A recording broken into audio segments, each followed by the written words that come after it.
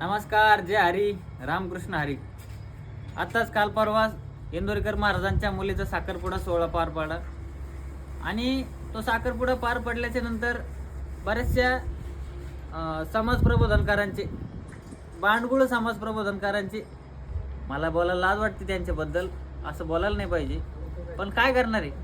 अहो, त्या माणसाने गोरगरीब लोकांसाठी तो संदेश दिला होता.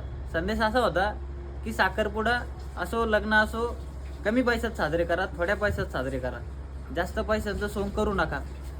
तो संदेश होता माझ्या तुमच्या आमच्यासारख्या गोरगरीब लोकांसाठी, शेतकऱ्यांसाठी, जे लोक 10-15 लाख रुपये कर्ज काढून त्या मुलींचं लग्न करतात आणि ते 15-20 लाख रुपये फेडण्यात त्या बापाचं आयुष्य चाललं जातं.